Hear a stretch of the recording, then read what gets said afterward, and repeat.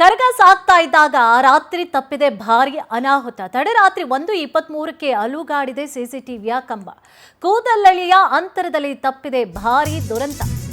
ನೋಡಿ, ಕರಗ ಸಾಗ್ತಾ ಇರುತ್ತೆ, ಆ ಸಂದರ್ಭದಲ್ಲಿ ಒಂದು ಭಾರಿ ಅನಾಹುತ ತಪ್ಪಿದೆ. ತಡರಾತ್ರಿ 1:23ಕ್ಕೆ ಅಲುಗಾಡಿದೆ ಸಿಸಿಟಿವಿ ಕಂಬ. ಕೂದಲಳ್ಳಿಯ ಅಂತರದಲ್ಲಿ ತಪ್ಪಿದೆ ಭಾರಿ ದುರಂತ.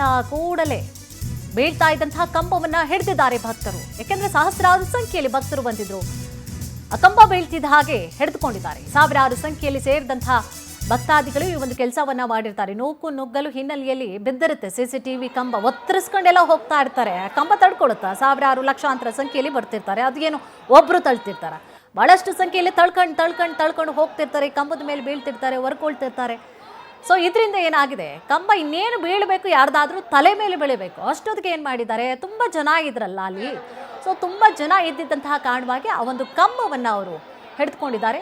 ಒಂದು ದುರಂತ ಕೂಡ. ಈಗ ತಲೆ ಮೇಲೆ ಬಿದ್ದಿದ್ರೆ ಖಂಡಿತವಾಗಿಯೂ ಗಾಯ ಆಗ್ತಾ ಇತ್ತು, ಸಣ್ಣ ಪುಟ್ಟ ಗಾಯವಾದರೂ ಆಗ್ತಾ ಇತ್ತು. ಒಂದು 2-3 ಸ್ಟಿಚ್ ಅಂತೂ ಹಾಕುವಂಥ ಲೆವೆಲ್ಗಂತೂ ಖಂಡಿತವಾಗಿಯೂ ಆಗ್ತಾ ಇತ್ತು. ಸೊ ಆ ಒಂದು ದುರಂತ ಕೂಡ ತಪ್ಪಿದೆ. ಯಾಕೆಂದರೆ ತುಂಬ ಜನ ಸೇರಿದ್ರಿಂದಾಗಿ ಯಾರು ಹೀಗೆ ಅದನ್ನು ಗಮನಿಸಿದ್ದಾರೆ.